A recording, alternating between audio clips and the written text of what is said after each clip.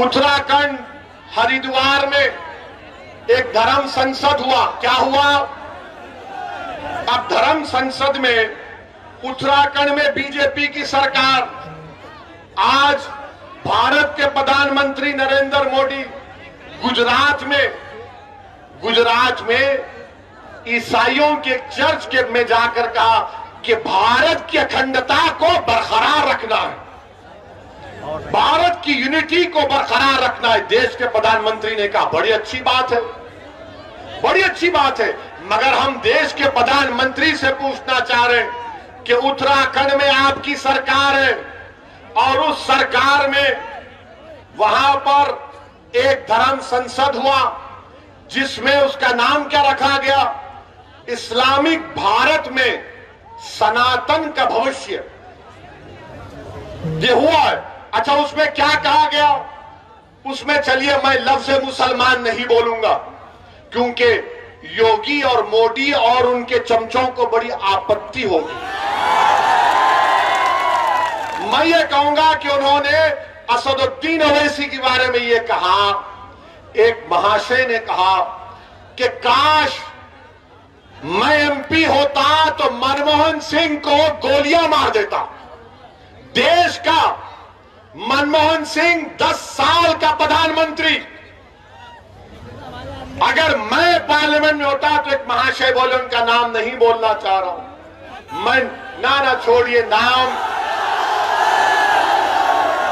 तो सिर्फ अल्लाह का रहेगा, याद रखो, नाम तो सिर्फ अल्लाह का रहेगा और किसी का नाम नहीं रहेगा इंशाअल्लाह ताला। अब उस पर भी इनको तकलीफ हो जाएगी।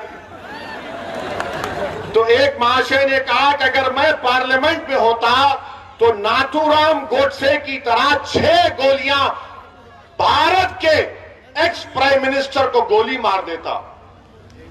अब आप सोचिए थोड़ी देर के लिए, जो मोदी के भक्त हैं उनसे भी कह रहा हूं, अगर कोई फेसबुक पर योगी और मोदी के बारे में कुछ अनाप शनाप लिख दे तो 4 घंटे के अंदर हजरत पुलिस उसके घर को पहुंच जाती, चल हमारे साथ। खाली फेसबुक पर देश के एक प्रधानमंत्री के ओहदे पर रहने वाले मनमोहन सिंह से कहा जा रहा है कि अगर हम होते तो तुझे 6 गोलियां मार देते। आपको मालूम, लंबा अरसा हो चुका है होकर, 4-5 दिन हो चुके, एक भी गिरफ्तारी नहीं हुई, एक भी गिरफ्तारी नहीं हुई है।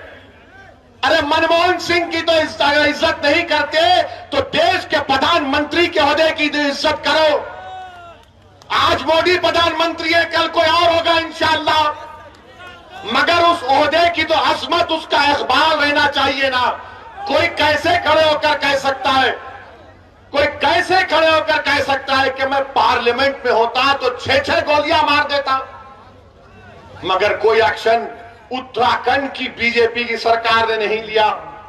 एक और महाशय थे, उन्होंने क्या कहा? उत्तराखंड के ईसाइयों को कहा क्रिसमस नहीं मनाना, क्रिसमस मनाओगे तो फिर तुम्हारी खैर नहीं है। अच्छा, एक और महाशय ने कह दिया कि मैं भगवा संविधान दे रहा हूं। अब हम पूछना चाहते हैं मोदी जी से, क्या आप ये भगवा संविधान को लेकर आएंगे या अंबेडकर के बनाए हुए संविधान को बरकरार रखेंगे? संविधान की धज्जियां उड़ाई जा रही हैं। बीजेपी, नरेंद्र मोदी सन्नाटे में है। और फिर एक और मैडम ने कहा, वन मैडम हैज सेड, क्या कहा मैडम ने? मुझे 100 सिपाही चाहिए जो 20 लाख ओवैसी की तरह लोगों को मार दे।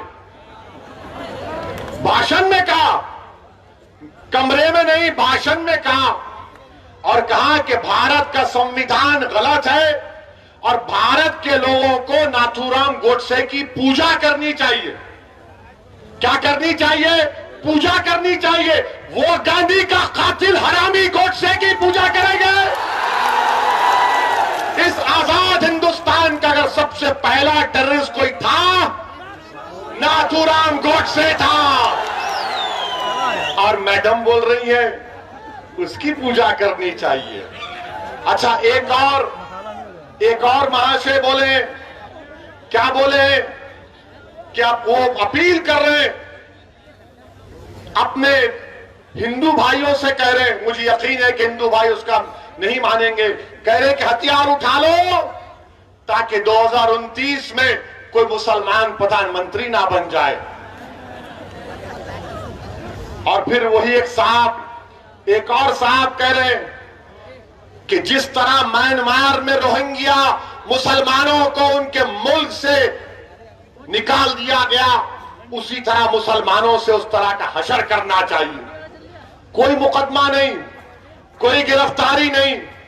और फिर एक और महाशय ये कह रहे कि शस्त्र रखो, तलवार रखो और जंग तलवार के जोर पर जीती जाएगी। और फिर एक और महाशय ने कहा कि मुसलमानों के गांव को खाली कर दो।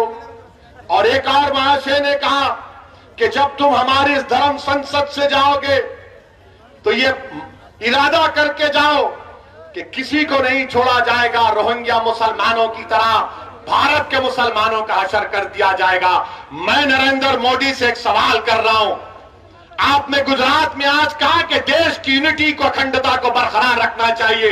बताओ, देश के प्रधानमंत्री, आप मेरे भी प्रधानमंत्री हैं, आप देश के प्रधानमंत्री हैं, आपने भारत के संविधान पर हल्फ लेकर भारत के तमाम नागरिकों की हिफाजत का जिम्मा आपने लिया है।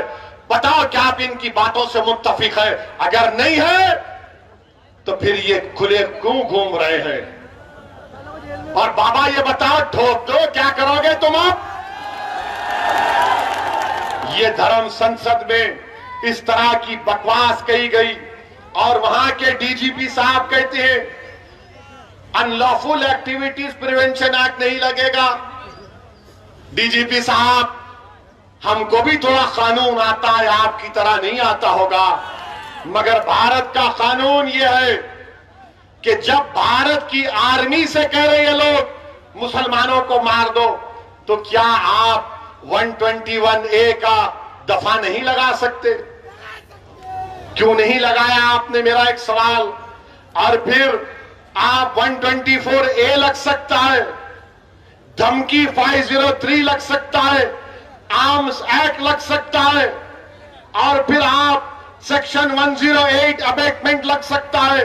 और अगर यूएपीए नहीं लग सकता तो झूठ, यूएपीए में आप इन तमाम ऑर्गेनाइजेशन को बैन करो इनको जो मनमोहन सिंह को मारने की धमकी दे रहे हैं, जो मुसलमानों को, भारत के मुसलमानों को, रोहिंग्या मुसलमानों का हाल करना चाहते। कुछ एक्शन बीजेपी नहीं लेगी। ये इस तरह की बातें ये लोग कर रहे हैं।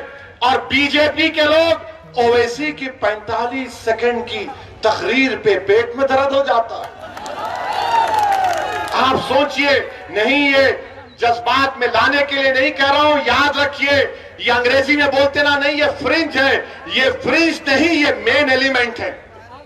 जो बीजेपी इनकी सरपरस्ती कर रही है, बीजेपी इनकी तायीद कर रही है, संघ परिवार इनकी सरपरस्ती कर रही है, और इस तरह के बुरे ख्यालात इनके। अब बताओ आप कि एक मजहब के मानने वालों को, जो भारत के बाइज्जत शहरी है, अकलियत है, अल्पसंख्यक है, माइनॉरिटी है, उनको मारने की बातें हो रही हैं और कोई केस, कोई गिरफ्तारी अब तक नहीं होती। अच्छा, अब सवाल यह पैदा होता है कि क्या अखिलेश यादव की पार्टी ने इनके खिलाफ कंप्लेन की? उत्तराखंड में भी समाजवादी है, कांग्रेस इलेक्शन लड़ने जा रही है, क्या कांग्रेस ने कंप्लेन दी? किसने दी? मजलिस इत्तेहादुल मुस्लिमीन के डॉक्टर नैयर कासमी ने जाकर कंप्लेन दी। क्यों कंप्लेन नहीं दी समाजवादी और कांग्रेस ने? तो बोलेंगे वो वोट नहीं मिलेगा हमको, वो वोट नहीं मिलेगा हमको। अरे तुम वोट की क्यों बात कर रहे? देश को बचाओ। जब देश बचेगा तो जमहूरियत रहेगी। ये देश में अनार्की पैदा करना चाह रहे, मगर समाजवादी कुछ नहीं बोलेगी, कांग्रेस कुछ नहीं बोलेगी। और क्या बोलेगी? ये ओवैसी का भड़काऊ भाषण होता है। ये भड़काऊ भाषण देता है। मैं एक एक लफ्ज को सच्चाई के साथ बयान कर रहा हूं, एक एक लफ्ज को सच्चाई के साथ आपके सामने बयान किया हूं।